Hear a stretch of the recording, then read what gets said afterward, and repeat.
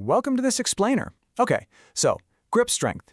You probably just think of it as, how hard you can squeeze a barbell or maybe open a really stubborn jar. But did you know that your grip strength actually beats your blood pressure as a marker doctors use to predict early death? Yeah, crazy, right? Your hands are literally holding the secret to your longevity. So today we're diving into a massive heavyweight battle between the two absolute best exercises to build that life-saving grip, hanging from a bar and hauling heavy weight across a room.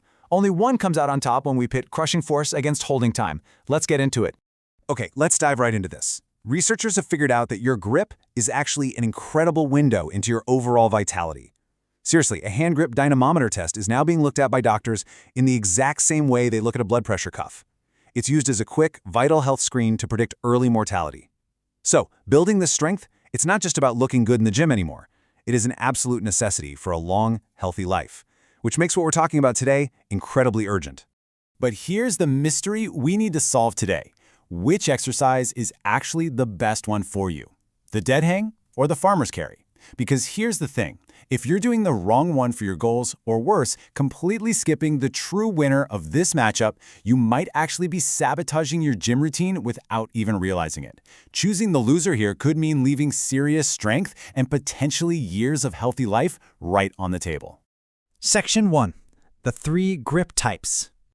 All right, before we can officially crown a champion, we really need to uncover some insider knowledge that most gyms absolutely never explain to you.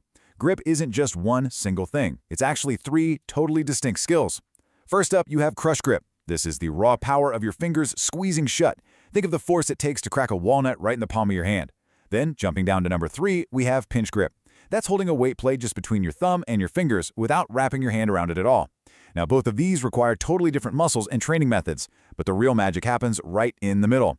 So the crucial point for us today is support grip. This is defined as the ability to hold a weight in place for a long time without letting go, even when your forearms are literally screaming at you. And this specific type of grip, this is the exact battleground where our two contenders, the dead hang and the farmer's carry, compete head-to-head. Section 2. Contender 1. Mechanics of the dead hang. Let's introduce the first contender of our heavyweight matchup. Now, I totally get it. It looks incredibly simple to just grab a pull-up bar, pick your feet up, and hang there. But the underlying biomechanics happening beneath your skin, they are intense. When you dead hang, you're creating a passive stretch under a massive load. Your finger flexor tendons are stretching under your entire body weight, and your forearm muscles are firing nonstop just to keep your fingers curled around that bar. Plus, hanging forces your core, your shoulders, and your upper back to brace really hard just to stop you from swinging around. It is pure static support grip tension. Over time, this specific tension builds extreme tendon durability, which, by the way, is exactly why rock climbers have relied on it for decades. But there's also a hidden benefit to the dead hang that you absolutely shouldn't ignore, and that's spine decompression. Hanging creates this gravity-assisted traction that literally pulls your vertebrae apart just a little bit, and that eases the daily pressure on your spinal discs. It's honestly so effective that physical therapists will actually prescribe dead hangs for people dealing with lower back tightness. It's not just for athletes chasing forearm gains.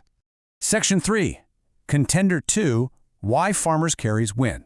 Now let's pivot to contender number 2. And this is where things get really exciting, because we're introducing a dynamic competitor that adds a crucial element to heavy load, and that element is movement. As you're about to see, this is exactly why the farmer's carry takes the crown for most people. When you pick up heavy weights and walk, you introduce movement under load. Every single step you take shifts your center of gravity.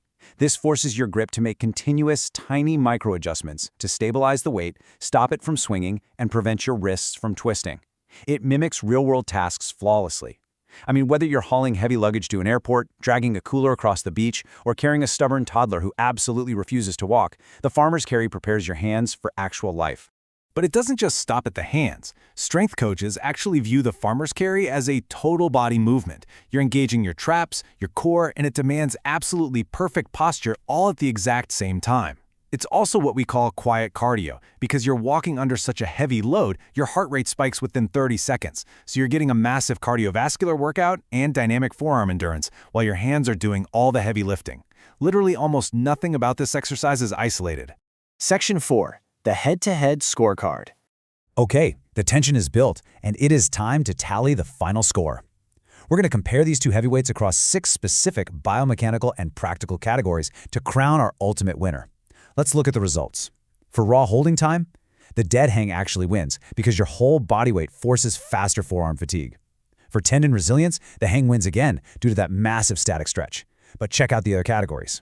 For total load, the carry wins because your legs and hips help you support massive weights. For real-world carryover, the carry completely dominates by mimicking daily tasks. For joint safety for beginners, the carry wins again because it's much gentler on the shoulder socket than a full bodyweight hang.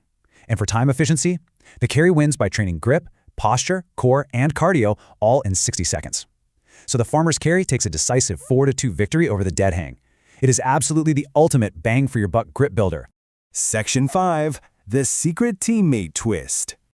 So the farmer's carry wins, right? We're all done here? Case closed? Well, not so fast. If you stop at just finding the winner, you're actually making a massive mistake. Let me shift the narrative here and show you how elite coaches really view these two exercises. What's super interesting is the profound reality behind grip strength. The British Journal of Sports Medicine found that lower grip strength is linked to a higher risk of early death from literally any cause.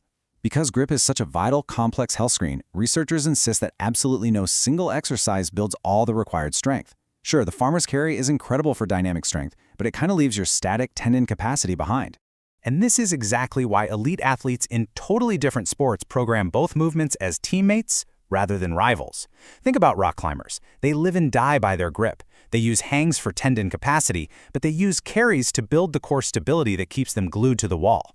Strongman athletes do the exact reverse. They use heavy carries to build their competition load capacity, but they use dead hangs for tendon protection against those brutal weights.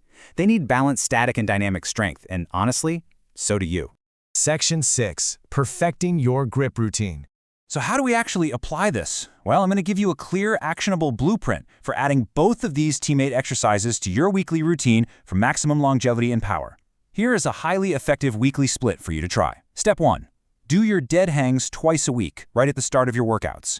You want to do this when your grip is completely fresh and your tendons can handle the static load safely. Step 2. Do heavy farmer's carries once a week at the very end of your workout. Carries still build massive dynamic endurance even when your grip is already fatigued. Now obviously, if you're a climber, you might lean more into hangs and maybe even add some weight to your waist. But if you're just looking for general functional strength, you should make those 40-meter farmer's carries your primary focus.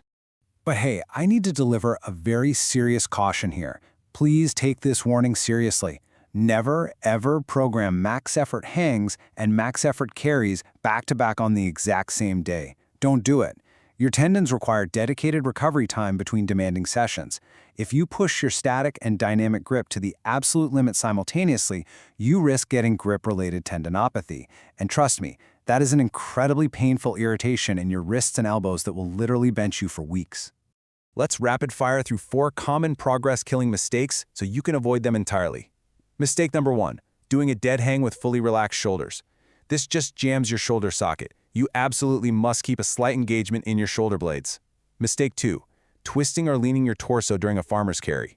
Look, if you can't stay upright, the weight is just too heavy. Drop it down. Mistake 3, skipping grip work entirely because it's boring. Given the lifespan data we literally just talked about, skipping grip is the most expensive mistake you can make for your future. And mistake 4, training your forearms every single day. Just like any other muscle group, they require a 48-hour recovery window to rebuild stronger. So does your grip predict your lifespan? The science overwhelmingly says yes. The farmer's carry wins the battle for total body utility, hands down, but the dead hang is its essential teammate. So the next time you walk into the gym, I want you to ask yourself a question. Are you just building muscles for the mirror, or are you actually building the grip strength required to add healthy years to your life? Which one are you going to pick up today?